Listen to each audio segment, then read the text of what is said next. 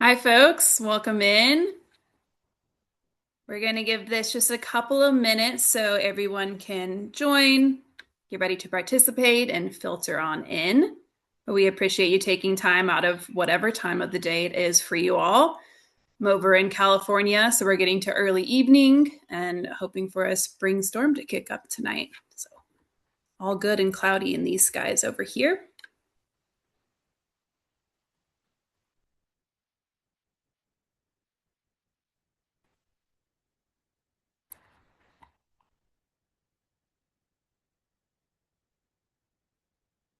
Look forward to seeing what sort of questions you all have cooked up and if some of them are coming from time on the PCT or maybe even experiences that you've had so far this year as we all ramp up towards our traditionally biggest backpacking season of the year. All right, and just stick with us. We'll give this one more minute before we kick things off.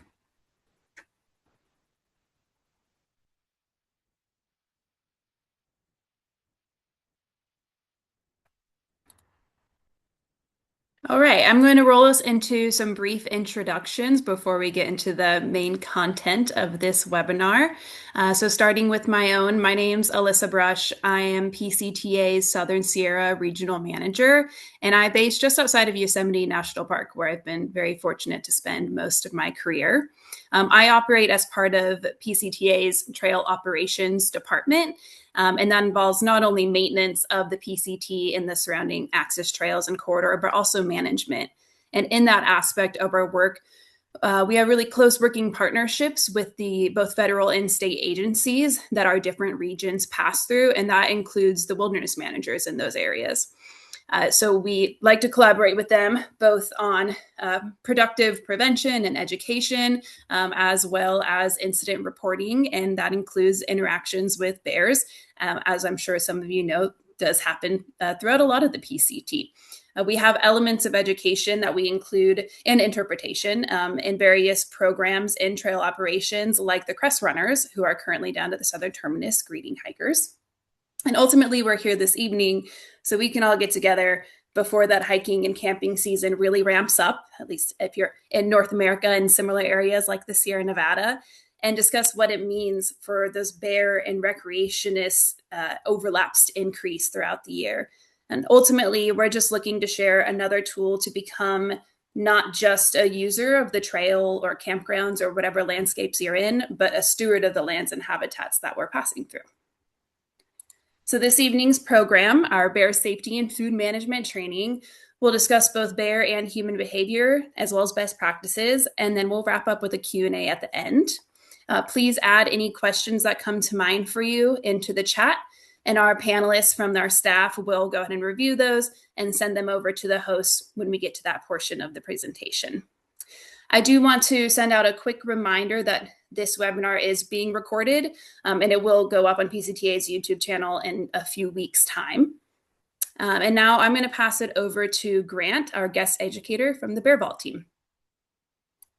Hey, good evening. Thank you so much for the welcome, Alyssa. It's such a pleasure to be here, and I'm just honored that each and every one of you would take an hour out of your Thursday evening to jump on this webinar and learn something new about bears. Bears are just, I mean, honestly, what's not to love about bears, right? And I've been studying bears for about the past half a decade or so through my role with BearVault. We're best known for manufacturing bear-resistant food containers for backpackers. But we're also deeply invested in the health of the ecosystems that trails like the PCT run through. And it is our vision to see people coexisting with wildlife and making responsible choices, both with food storage, but also in how folks travel and camp along the trail. So I'm really, really excited to walk you all through what the presentation that tonight is titled The Bear Basics that we're going to go through. I really want to stress that tonight's presentation is the essentials. This is not a comprehensive presentation that goes through each and every nuance. Of course, if you have questions that aren't covered, I'd encourage you to put those in the chat. But really, tonight is is going to be getting you thinking about bears. And really, that's the goal here is that I don't want to stoke any fear with bears. There are bear safety presentations out there that go something like, it's either you or the bear. One of you will make it out alive and one will not. And that's not how we see it at BearVault. Instead, we approach the backcountry with joy. That it's just amazing that we have the opportunity to share these wild places with bears and that we get to recreate in their home. But that comes a certain responsibility with that. But we should carry ourselves with joy in the backcountry, but be conscious and present about some of the hazards that bears can bring and the ways that we can make choices to mitigate that. So I was hoping we could pull up, we've got a little poll. I just kind of want to see where folks are at and how they would rate their knowledge of bear safety. Maybe low if you're like, I honestly don't know much at all about bears, and perhaps high if maybe you have a PhD in bear biology or you know everything about bears. I just kind of want to see where our audience is at tonight.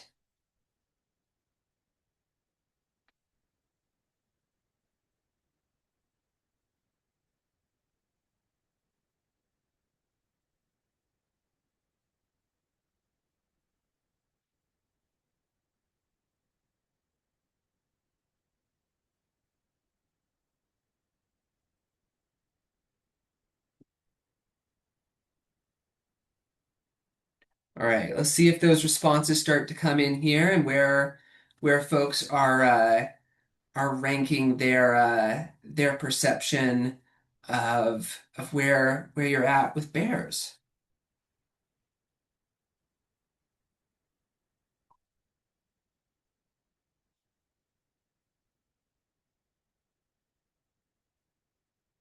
Let's see.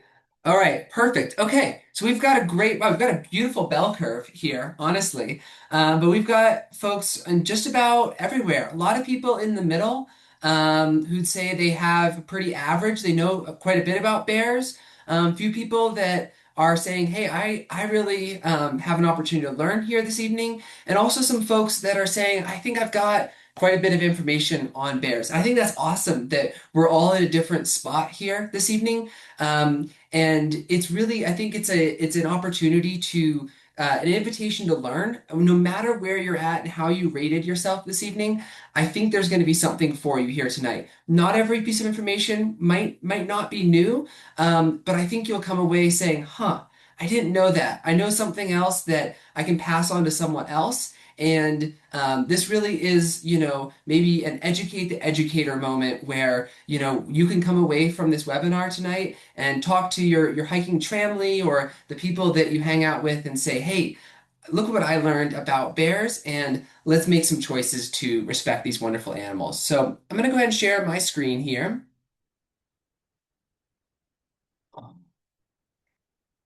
Alyssa, can I get a thumbs up if you can see this?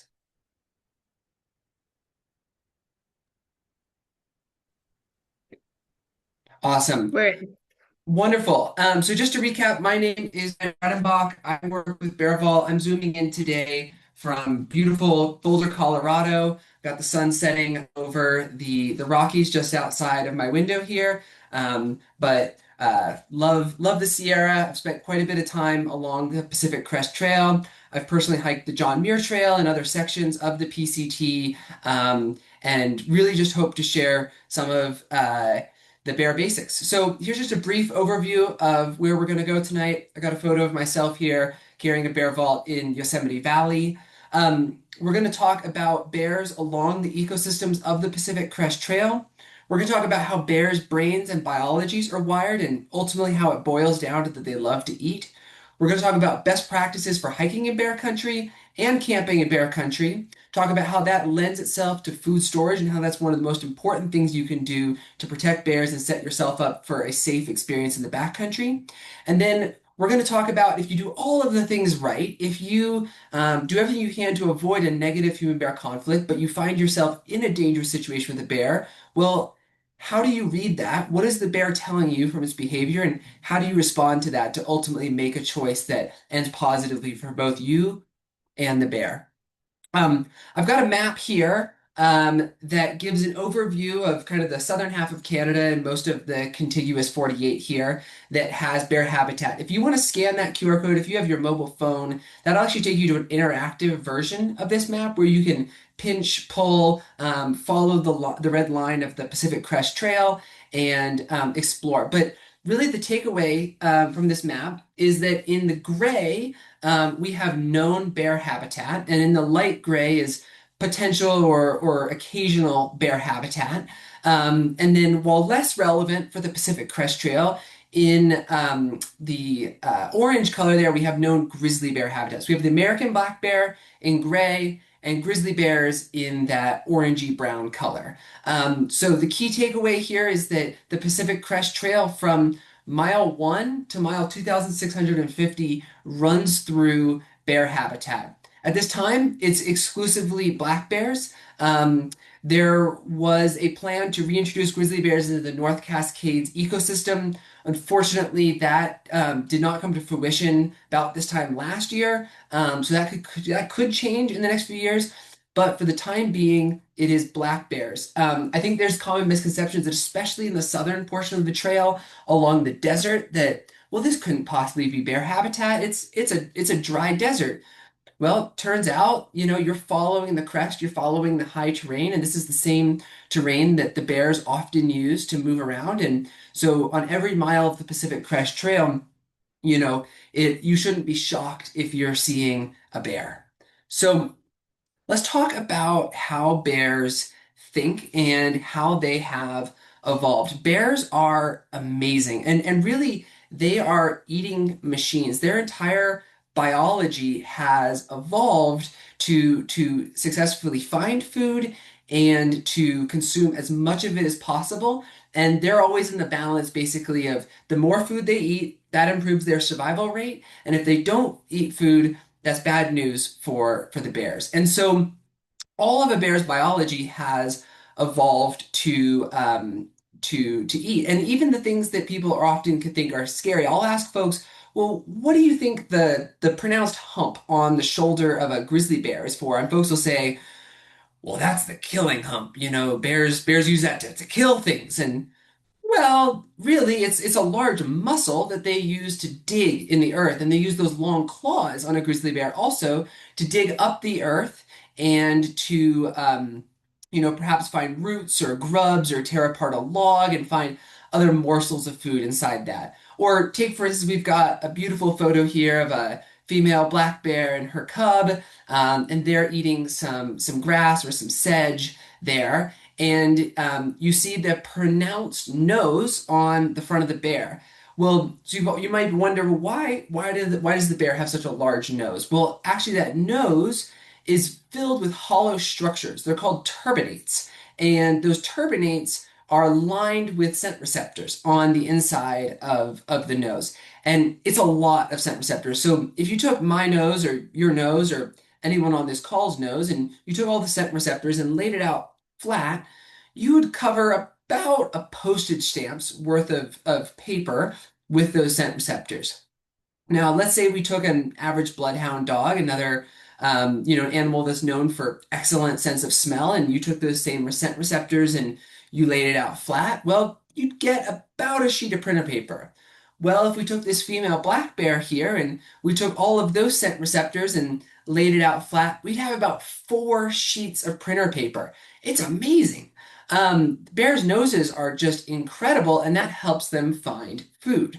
The other thing that helps bears find food is they have a really unique adaptation in their brain that is called spatiotemporal memory. And it's a fancy biological word, but what it really means is spatiotemporal. Bears think both in terms of space, where they found food, and temporal, when they found food. So it's the where and when. So if a bear found huckleberries on a particular hillside at a particular time of year, the bear's going to go back to that same hillside to find berries at the same time of year, and look in the exact same spot. And they'll teach their cubs and their young to do the same thing. This is a great adaptation. This is how they know where to find various food sources. Bears have this wonderful omnivorous diet. They'll eat just about anything that has calories or they perceive as food. And so they can use this to be really effective that as soon as they wake up until the moment they go into their den for torpor or hibernation in the fall, they know where to find food. The unfortunate thing is that this works to bear's disadvantage. While that grass we have in this photo is looks delicious, but I can't imagine there's that many calories in that grass compared to a Snickers bar. How much grass like this would you have to eat to equal the calories in a Snickers bar? The answer is it's a lot of grass. And so human food is really, really hazardous to bears because it's very easy. Once bears learn just how easy it is to access human food, it's not something that can be forgotten because they remember where and when spatiotemporal memory, they remember where they found that human food. I often joke that many of us grew up with the ad campaigns as kids or as adults of meth, not even once. And I often joke that as humans, our responsibility for the bears, it's human food, not even once. But regardless of whether it's human food or their natural food sources, I really want you to keep that in mind tonight, this concept of spatiotemporal memory, because I think it'll really guide your thinking about where our bears, if bears our entire lives are spent trying to find food, we can generally find bears in the places where they're looking for food. And so if we know where bears are going to be because they're looking for food, we can identify areas that are more likely to have human bear conflicts. So I want to take a look at this slide here. And this slide represents two moments that I would say have things about them that identify them to be slightly higher risk for a human bear conflict. This doesn't mean that a bear is going to necessarily jump out here and maul someone. No, it's just that these have certain attributes about them that you might be slightly higher alert. So I'd love for you to take a look at these images, and if you have an idea about what could make one of these images a higher risk situation, just drop that in the chat, and we'll talk through what you guys are thinking.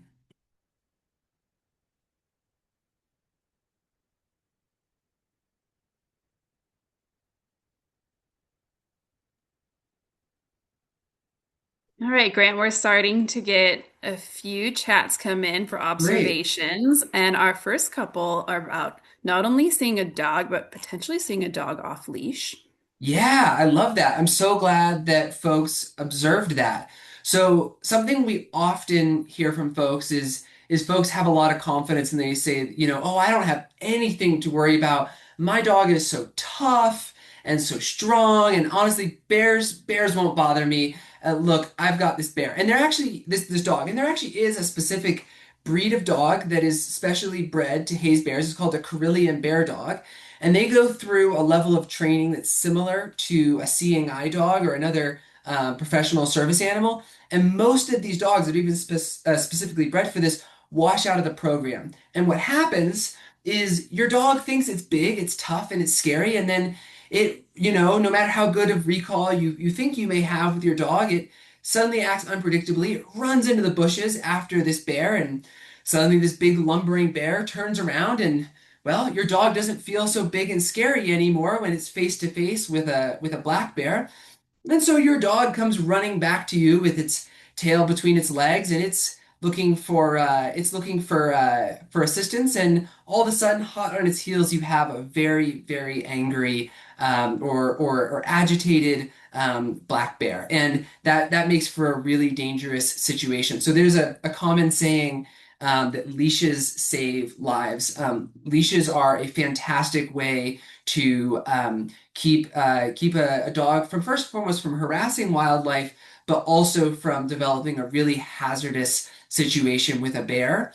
Of course, many places on the Pacific Crest Trail run through national parks where, unless it's a service animal, you probably shouldn't be having a dog anyway, as is. But if you're in an area where you're choosing to recreate with a dog, please use a leash. All right, what else are folks seeing, Alyssa? Well, we have a variety of input here. I do want to mention that before we move off the dog, we also had some input about the possibility of there being dog food in that dog's backpack. That is excellent. Yes. So while you're out hiking on trail during the day, I wouldn't worry too much about the food on the dog. But as soon as you get to camp, that's an excellent point. And that dog food is food to a bear. It's nutrient dense. It might have brown rice and chicken or who knows what else in that dog food. And just like our human food, it's calorically dense and it's something that needs to be properly stored at night. That's fantastic. Absolutely. All right. So another one that folks are noticing is that the edge of the lake there on that left photo is a potential food source for fish. That's fantastic. I'm so glad that people have pointed that out. And while you're probably not portaging a canoe on the PCT, at least not the PCT that I'm familiar with, you certainly might be taking a snack break near the water or looking to camp near the water or often just traveling along a waterway for a few miles before heading up over that next pass. Folks often look at this photo and say the fish in the water. And while some bears do eat fish, and that can be a food source, and I love the way that folks are thinking about in terms of spatio-temporal memory, many bears actually don't fish all that much. Outside of areas with salmon runs or a lot of coastal bears, fish is actually not one of the most primary food sources for bears. However, what the water tells me is that this is a riparian area, and there's been studies that have said that bears spend really a large portion of their time, estimates of 20 to 60% of their time, within 60 meters of a shoreline. So, about 150 feet, 150, 180 feet of a shoreline. And so, if that's where a bear is finding food, there's other animals, the ecosystem is rich and vibrant there. Guess what? The bear might be hanging out there. And they, of course, need to drink water just like we do too. And they're a mammal at the end of the day, and so they might be accessing water at this shoreline also. What else are folks noticing, Alyssa? Well, thank you for that in-depth perspective. All right, so another direction that folks are seeing on this one, and more related to the photo on the right, is an unobstructed view with limited scanning, or sorry, my apologies, an obstructed view with limited scanning of the environment. That's fantastic. Yeah. And so while this kind of represents more of an East Coast, perhaps an Appalachian Trail type landscape, there's plenty of places on the PCT where your sight lines are obstructed. Perhaps you're moving through a riparian area or other dense brush. You're not always cresting beautiful forest or pass where you can see for miles in every direction. And so in these areas, it's more possible, or it's possible that you could startle a bear. A bear might not see you coming around the corner. Bears often use trails for the same reason we do. They're the easiest way to get through the forest more often than not. And if there's a blind corner, you could startle a bear. And so this is why it's really important to make noise in bear country. And this can be just as simple as a quick clap of the hands or a hey bear. When you're traveling through areas where your sight lines are obstructed, it's great to make noise. If you're solo like me and nobody's listening, I love to row, row, row my boat, but that's just me. And so one of the other great things you can do is hike in a group. Not only does a group naturally create conversation and just the natural chit chat between you and your fellow hiking partners is enough to let bears know that you're passing through. The data also says that the risk for a human bear conflict, like a serious bear attack, drastically drops off as group size increases. So if you're hiking with your fellow hikers, you are much less likely to run into a bear on trail and get into trouble. The one thing I will say is that bear bells don't work. They have been proven that bears don't pay any attention to bear bells, and just leave the speaker blasting your favorite music at home. Good idea. I'll leave it in the car. I'll really enjoy the ride to the trailhead. Perfect. So another interesting one that's come up, Grant, someone noted, and I think this could apply to both photos, that it doesn't look like there's an escape path. And I think that can be taken in two ways. So I'm really interested to hear your interpretation of it because while some folks may think, oh, that means the human doesn't have anywhere to run, But as you've explained and will continue to, running isn't often what we'll do from a bear. So I think of it as the bear might not have an escape path, and I would love for them to have somewhere else to go if we're in the same area. Absolutely. So what do you think Yeah, about that? no, that's great, right? You wouldn't want a bear to feel cornered. Also, if it's a tight space, it might be harder to tell, or well, is this just a mother bear, or am I getting between a mother and her cubs? As you excellently said, you never want to run for a bear from a bear. That is, of course, unless you have a slower friend that you're confident that you can outrun or push down. No, I'm just kidding. Don't do that. No matter what, you never want to run from a bear. So yeah, you having, situational awareness around you, if you're in really dense vegetation, it'd be more likely that, you could stumble or trip. Also, if you had a bear kind of suddenly pop out and, you just want to be more aware of your surroundings if it's harder to see around you with those escape paths like you mentioned. Perfect. Thanks so much for explaining that out that way. Well, I want to share one other category of answers I'm seeing often here, and it's related to at least visibly having or the lack of a bear canister, which, of course, we're on that topic. But I'd also love to ask you if there's things that maybe we're not noticing. These are like pretty intricate landscapes, and yeah, I'm sure there's something that we could all learn from you here. Yeah, thank you so much, Alyssa. And obviously, a bear can is a great choice. And hopefully, inside these backpacks here, we have some bear canisters just out of sight. I know that when I portaged my canoe here on the photo on the left, there's a bear vault hiding just inside that backpack. It might be a little bit hard to tell in this photo, but on the photo in the top left, you may notice that it's a little bit. It looks like dusk. There's a little bit of evening light on those clouds. So bears are known as a crepuscular species. This means that they are most active at dawn and at dusk. Now, this doesn't mean that's the only time you can see a bear at noon or at midnight or really any time of the day, but dawn and dusk are when bears are the most active. So this doesn't mean you should be freaked out and, looking every which way and afraid that a bear is going to attack you, but it means that, hey, this is a more likely time that bears are out and about. I'm more likely to encounter a bear. I should be more aware of my surroundings.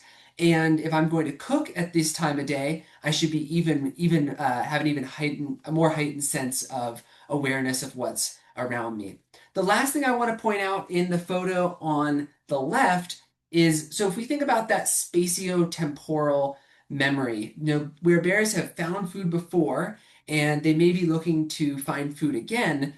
So in this area, you're portaging a canoe. You're taking it from one lake to another, and this is a spot where a lot of people might stop to take a snack, or even common in canoe culture, people actually leave a backpack while they move the canoe, and then they come back for a backpack. But similar with any scenic riverside spot, you come across to that perfect rock where, well, it seems like you just have to take a snack there because it's the best view, and well, chances are you're not the first like-minded hiker to have taken a snack there, and well, perhaps a bear has found food there before. If a bear has accessed food at a scenic spot, they're probably looking for it again. And so, if you are in a spot that a lot of people have probably stopped, or that you've heard of human bear conflicts in this area, maybe you've been on the far out guides and people are saying bears in this area, or the PCTA has been communicating, hey, there's been bears up in this area.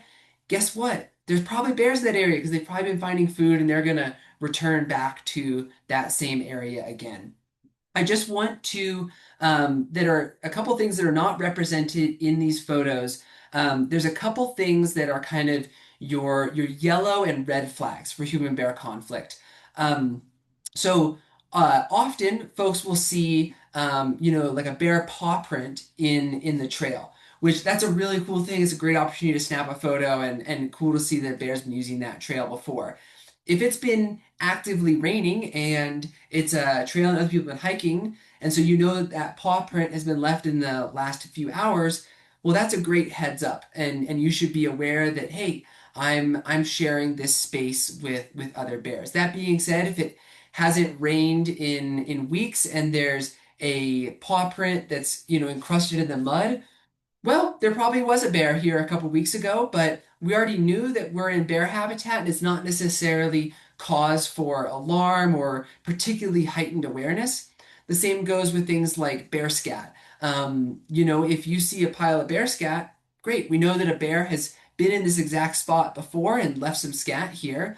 But if it's desiccated and dried out, well, we already knew that this is bear habitat, right? Every mile of the PCT from 0 to 2,650 is bear habitat. Now, if you come along that same pile of scat and it actively has steam coming off of it, guess what? You should probably be pretty heads up. That bear was probably there in the last few minutes.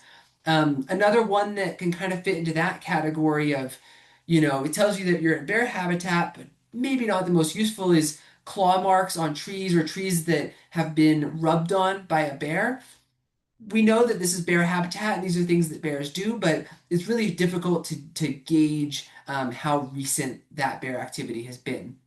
Um, the only really other red flag I would provide would be that if you see some sort of animal carcass or dead animal near or on the trail, or you see a bunch of scavenger birds gathered around something, don't go investigate.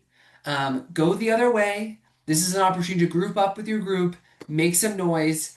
This is a great example of a really hazardous situation for a human bear conflict. Um, so I want to move forward to an image of kind of classic camp activities here, and I want to talk through some key points for proper food storage and things to think about when arriving at camp and storing your food for the night. So first, when you select a campsite, you should be thinking about the exact same things that we just discussed with travel protocols. You know, if you see a steaming pile of bear scat in the campsite, maybe move on to the next campsite. If you see an animal carcass in or near the campsite, I don't care how beautiful of a campsite it is, and if it's got this perfect view, you're going to want to move on to the next campsite or retrace your steps backwards to the last great campsite you're at and create space from that area.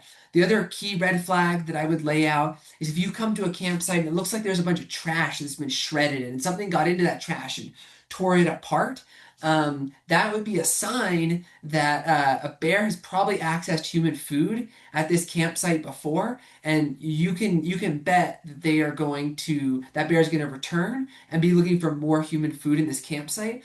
And that's not the spot where you want to camp for the night. And instead, you want to move on and do go ahead and report that to the land managers that are responsible for that section. The PCTA also can help connect you with the right folks. Land managers really count on reports like that.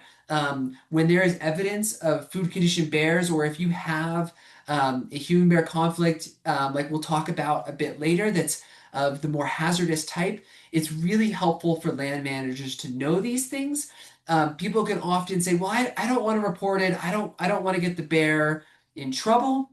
But truthfully, reporting these things early on can help land managers take proactive steps to get bears back on the right track that doesn't ultimately end in the bear's death, and can really protect the ecosystem around that bear as well. So if you see things like this, if you see trash shredded on the ground, if you see a carcass in a popular campsite, or you have a negative human bear conflict, reporting it to land managers is a great tool. So let's say now you've selected your campsite of choice. You've got a beautiful campsite here, a great view like the one that we're seeing in this photograph on the right.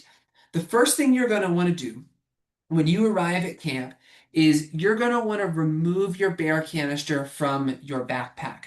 I know that you're excited to filter water and get that tent set up, and the mosquitoes are just coming at you from every which direction, and you're starving, and et cetera, et cetera. But if you're have your back turned and you're setting up that tent, or you walk down to the creek to filter water, and while all of your food and scent items are still in your bag, a bear can come up and remove your entire backpack. It's got all sorts of straps and hip belts by which to remove a bag. And suddenly now not only have you lost your food, but also perhaps your sleeping bag and other essentials that you need for a safe backcountry adventure. So it's really important that you remove your canister from your backpack.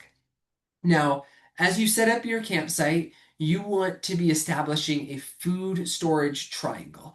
And while this doesn't have to be an equilateral triangle and you don't need to add a protractor to your 10 essentials list, you want to create space between where you're cooking, camping, um, and storing your food for the night. And the idea here is just that the scents are all separated and you don't want a canister in the vestibule of your tent where a bear is going to stumble into the tent and come looking for food.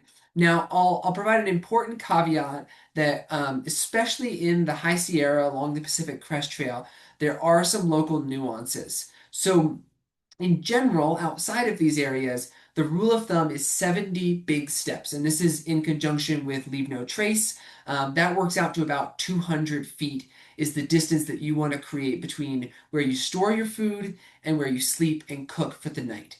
However, especially in Yosemite and in the High Sierra, land managers in that area are encouraging hikers to take a bit more of an active role in defending their food at night. And while you definitely don't want it right next to your tent or in the vestibule or definitely not inside your tent, land managers are encouraging you to put the canister within earshot. And if a bear comes and messes with that canister in the night and you are comfortable enough to go out of your tent and tell that bear to move along and make some noise and haze that bear, you're encouraged to do so in the High Sierra. But you are encouraged to also prioritize your own safety first. And if you are not comfortable doing that, you don't have to get out of your tent in your underwear at 2 a.m. To go engage with a bear. Um, so when you go ahead and you're cooking your dinner for the night, you're letting off a lot of scents. Um, there's a lot of aerated food particles, and it's really important that you are not um, that you're not leaving the lid off of your canister because a bear may come up and you're suddenly startled. You step back, and well, now your bear canister is not a food storage device, but rather a feeding trough. When it comes time to store your food for the night, you want to find a spot to put that canister that's not next to any steep cliffs or raging rivers, but it doesn't really matter if it's in a bush or out in the open. You want to set that canister down and put everything that is a scented item inside. And so the great rule of thumb is anything that you put on your skin or in your mouth has a scent to a bear. So even if it's described as unscented, like an unscented lotion, that has a scent to a bear. And so that is the best place to store the canister for the night and what to put in there. So at BearVault, we really believe in the importance of bear-resistant food containers. Hanging food is a tactic that can delay bears, but ultimately bears have in many places learned to bring down food hangs, whereas bear canisters are a reliable solution that outsmarts the paws, jaws, and claws of bears. And it's the best way to not only provide trip insurance for your trip, but also have a bear stay healthy and wild that's not a fed bear, pardon me, not have a fed bear that becomes a dead bear. So at BearVault, we manufacture bear-resistant food containers. We have several sizes and options to meet your adventure, and we're always happy to chat more about these. I also want to share the official statement from the Pacific Crest Trail Association that strongly recommends carrying a bear canister for an entire hike, even beyond the areas that land managers are saying you have to carry this. Most areas that have a food storage order, that is a reactive choice that after human bear conflict has reached a level where usually that means that several bears have unfortunately had to be put down. Regulations like food storage orders are brought in to assist. And we can do the right thing and say, hey, I don't want to have to get to that level of human bear conflict. I'd rather that my trip is protected, my food is protected, and that I'm taking care of the bears by using a bear canister.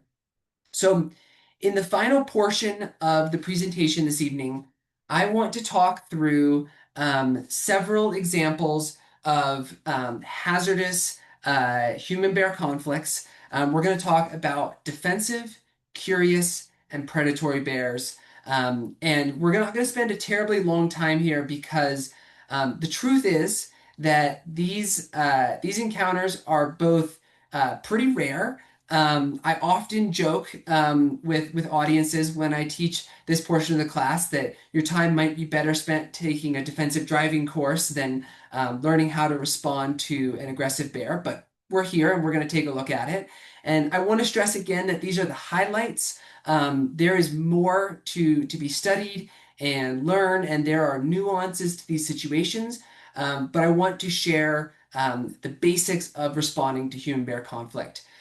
Something that's a little bit less relevant for the Pacific Crest Trail, but is an important nuance, is for years there was a really popular adage that was if it's black, fight back, and if it's brown, lie down. I want you to forget that. That is outdated. Basically, modern bear safety in the last 15 years or so has really shifted towards prioritizing looking at bear behavior over bear species. If you're recreating an area that has both black bears and grizzly bears, and suddenly a bear pops out of the bush, your amygdala, your flight or flight response, is going to be going absolutely wild, and you're either going to be panicking or trying to figure out what to do and remember this safety training that we're just about to cover. And realistically, you're not going to be able to make a good distinction of whether this is a black bear or a grizzly bear, especially, as we know from the Sierra, that many black bears aren't so black and they often can be cinnamon or other colors like that. So the first bear we're going to talk about is the unengaged bear. So this is the bear that perhaps is using the trail or is along the trail, and you come along and you see the bear on the trail, and either the bear sees you or the bear doesn't see you. It's not acting particularly agitated. It's minding its own business. You can mind your own business. This is the time to give the bear space. This isn't the time to make a bunch of noise and yell and harass the bear. You don't want to get closer to go grab a photo or a selfie with that bear. If in fact, this can be one of the things that's the most magical part of your trip, that, hey, I got to see this beautiful bear. And because I didn't get closer, I didn't go to check out or mess with that bear. It didn't become a more harmful situation. Like we saw at the very end of that clip, that there was a cub there, and because you didn't get closer, you got to appreciate this bear, but you didn't have a dangerous interaction with the bear. A great rule of thumb is that if you can hold out your arm at arm's length, and if you can cover, or sorry, if you cannot cover the bear with your thumb at an arm's distance, you're way too close to that bear, and you need to give that bear space respectfully. So the next type of bear behavior we're going to talk about is, get this slide one forward here, slide 10. So we're going to talk about defensive bear behavior. So this is the most common type of human-bear conflict. Bears feel stressed out. They feel like you are in their space. And often this is in defense of young or cubs. And bears have a variety of behaviors that they show that they're saying, hey, I need space. I need respect. I feel threatened. And so here we see a bear slapping a tree. In the next slide, we're going to see a bear yawning, drooling, popping the jaw, and then swatting. Those are all signs of a stressed out behavior. You also might see huffing or aggressive panting or kind of a swaying back and forth. The bear looks stressed. It looks agitated.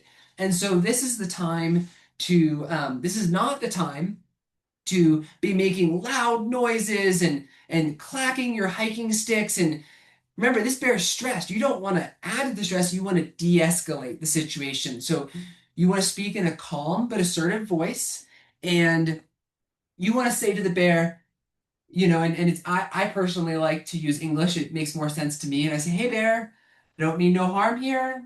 Just passing through. I'm minding my own business. Just gonna just let you do your thing. And you're slowly giving it some space. You're not lunging towards the bear. You're not yelling at it. You're not screaming it. You're telling this bear, hey, I'm not a threat here. And ultimately, if you have the opportunity to move away from that bear, first and foremost, you don't want to run. You don't want to walk backwards because, well, you might trip and fall over. You don't want to turn your back to the bear and walk away because, well, now you can't see what the bear is doing behind you.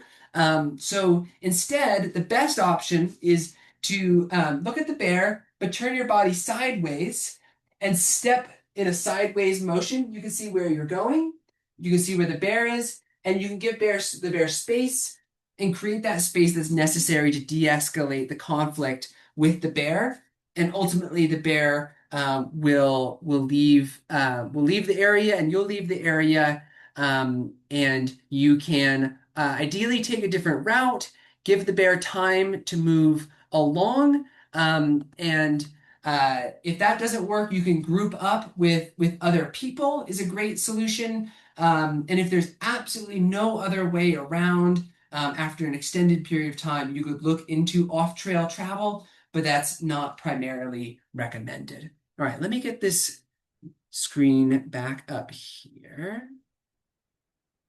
All right, so if a bear feels even more threatened, so we see the popping of the jaw, this bear is very agitated. Now we see a bear kind of climbing up in this tree, swaying back and forth, batting the ground. And then the biggest sign of aggression here, so this lady startles the bear, and the bear is going to give what's called a bluff charge. And what we saw here, this is a grizzly bear in this photo, but black bears will give bluff charges also. And basically, this is the bear trying to create space, trying to create distance, and saying that I feel threatened. And if you were carrying bear spray, this would be your opportunity to deploy that bear spray, aiming for the face of the bear. If the bear makes contact. Now, keep in mind, this is what's most important for if you're in an area recreating with grizzly bears. If the bear makes bodily contact in a defensive encounter, this is where it makes sense to play dead. However, ideally, you are able to give that bear that space, that respect, and you don't escalate it to a point where the bear makes contact. Um, so that is a defensive encounter, which is in stark contrast to a predatory bear. So the predatory bear walks directly towards you with its eyes focused, with its head up. It's not showing any of that stressed out behavior. It's not popping the jaw or clicking its teeth.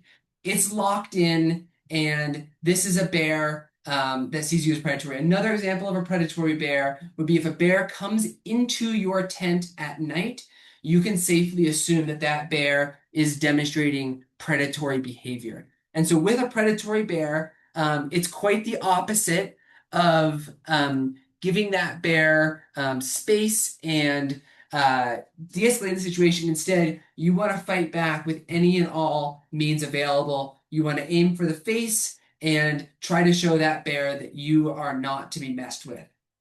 The other type of human bear conflict is the curious bear, which is similar to the food condition bear, which is something that is seen a fair bit on the Pacific Crest Trail. There are bears who they have become accustomed to human food, and they become more bold, and they've lost that fear of humans, and they will aggressively seek out your food. And with those bears, you're not going to see the defensive, stressed out behavior, the bluff charges. Instead, you're going to see that bear actively looking for that food. And then you also want to respond aggressively, tell that bear that my food is not to be messed with, I'm not to be messed with, and defend your food. So that is an overview of the bear basics. Of course, we didn't have time to cover everything tonight, but hopefully this has answered some questions, maybe created some new questions. Would love to discuss those this evening. And I just thank you so much for allowing me to take the last 45 minutes of your time to talk this through. Thanks so much, Grant. We really appreciate your expertise on the matter, and how engaging and interactive you've been throughout this whole presentation.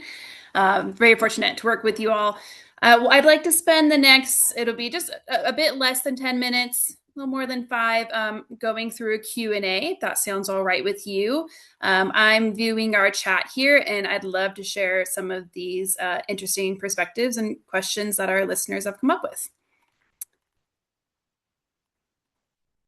Let me cue them up just a moment.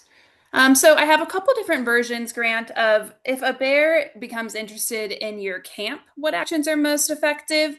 And similar if you're actively cooking or if you're setting up camp, and basically if you're caught off guard. And are there any mistakes that tend to make those situations worse? That's a great question. So if a bear actively approaches camp while you're cooking or in camp, that can be safely categorized as a curious bear. A bear doesn't just stumble into camp and they go, "Oh my gosh, I'm here. I'm scared. I feel like you're threatening my space." That's a curious bear, and you want to respond and say, "Hey, bear, my camp is not your camp. Please leave," and do so aggressively. Sounds great. Thanks. All right, another category. What do you think the concern should be or not be over residual smells? And I know this is getting a little bit specific about like what really are the bear's scent powers, but in two different ways. One, if you've got that garbage, leftover food, what have you, that has been in your backpack but is not in the canister, or your canister often has food, but now it's getting empty and you're storing clothing, sleeping bag, what have you, in that. Do those residual smells ever cause a problem that we know of? That's a fantastic question, Alyssa. For the most part, residual smells are not a huge concern. We're pretty stinky when we're out there hiking and we smell a lot like humans, and bears are naturally, their disposition is to be shy towards humans, and they don't really want, they want our food, they don't really want us. And so, even with like things like clothing, folks will say, well, what about the clothing I cooked in? Now, if you're in the fall in grizzly bear habitat during what's known as hyperphagia, when they're seeking food more than ever, it may be wise to not bring the clothes that you cooked in into your tent. That being said, outside of that circumstance, most of the time, unless you spilled your mountain house meal all down your shirt, you're probably fine to bring those clothes into the tent. Same goes with the backpack. If you spilled a bunch of food all over it, I wouldn't bring that into the tent. I'd go ahead and leave that out by the bear canister after I've thoroughly cleaned it. And even just with you can be mindful, if you're having hip belt pockets, maybe don't pour the trail mix in. Instead, eat it out of a Ziploc bag in the with trail mix in a backpack pocket. And then of course, trash absolutely has residual scent and smell, and trash 100% needs to be stored inside the bear canister at night. Perfect. Thanks for covering both sides of that. We have a couple of questions on bear spray, and from international hikers and both those that recreate in the Sierra Nevada, asking why it might not be allowed. I'll share briefly from my perspective. Again, I'm don't work professionally on a bear team, but it is actually illegal in some areas in the High Sierra, which includes Yosemite, Sequoia, and Kings Canyon National Parks. It's classified federally as a weapon in those spaces. A few different things to tie back to what Grant has shared. The bears in those areas, yes, all being black bears, it's really just a matter of not letting them get habituated and confident.